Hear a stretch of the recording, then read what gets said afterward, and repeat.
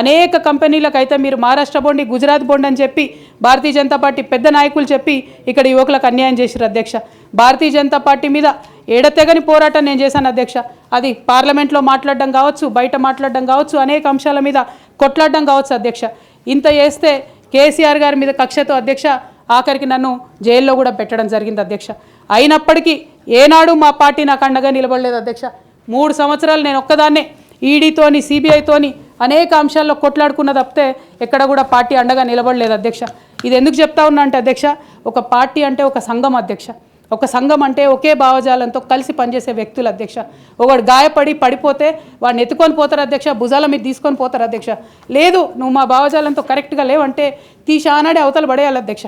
అట్లా కాకుండా అదే పార్టీలో కొనసాగాలి, కానీ పార్టీ మీకు అండగా నిలబడదు అనేటటువంటిది కరెక్ట్ కాదు అధ్యక్ష. ఇది డెమోక్రటిక్ సిస్టంలో కాన్స్టిట్యూషన్ స్పిరిట్ని తీసుకొని పనిచేసేటటువంటి పొలిటికల్ పార్టీసు బిహేవ్ చేయాల్సినటువంటి పద్ధతి కాదు అధ్యక్ష.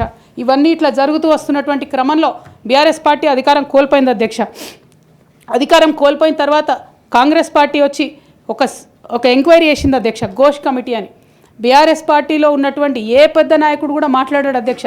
కేసీఆర్ గారు అంటే ఎవరు మాట్లాడారు, అదే కేటీఆర్ గారినో హరీష్ రావు గారినో అంటే అందరు లేచి నిల్చొని మాట్లాడతారు అధ్యక్ష. నేను ఒకటే అంటే అధ్యక్ష, ఒక నాయకుడిని నమ్ముకొని ప్రాంతీయ పార్టీ అంటే ఏంది అధ్యక్ష?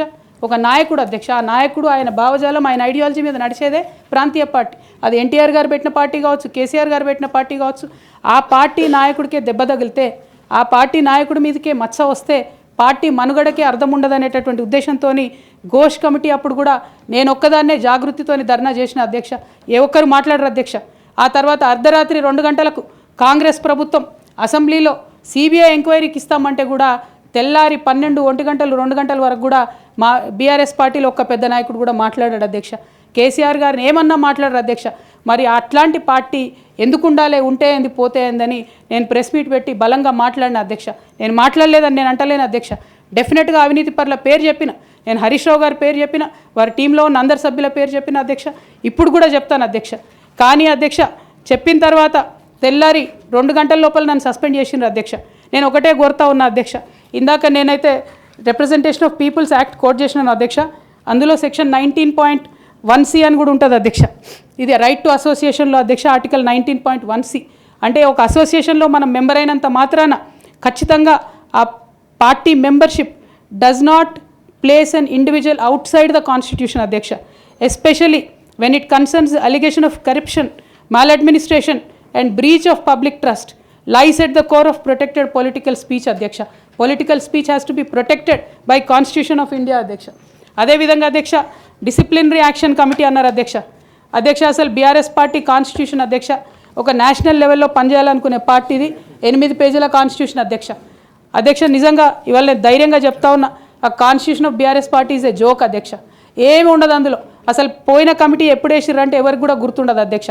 నన్ను సస్పెండ్ చేసే ముందు డిసిప్లినరీ యాక్షన్ కమిటీ అని సడన్గా రాత్రికి రాత్రి పుట్టుకొచ్చింది అధ్యక్ష. పుట్టుకొచ్చి నన్ను సస్పెండ్ చేశారు అధ్యక్ష. కనీసం నన్ను పిలవాలా, కనీసం షోకాజ్ నోటీస్ ఇవ్వాలా, పోనీ ఇవ్వలేదు.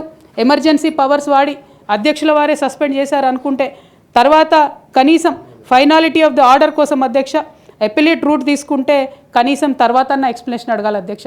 ఎటువంటి పద్ధతి లేదు అధ్యక్ష. ఒక పార్టీ నడిపే పద్ధతి డెఫినెట్గా ఇది కాదు అధ్యక్ష. అవసరం అనుకుంటే నేను లీగల్గా ఛాలెంజ్ చేయొచ్చు, కానీ నేను ఛాలెంజ్ చేయను అధ్యక్ష. ఎందుకంటే ఎటువంటి పద్ధతి లేనటువంటి బీఆర్ఎస్ పార్టీ నుండి, ఎటువంటి నైతికత లేనటువంటి బీఆర్ఎస్ పార్టీ నుండి దూరం అవుతున్నందుకు ఇవాళ నేను చాలా సంతోషిస్తున్నా అధ్యక్ష.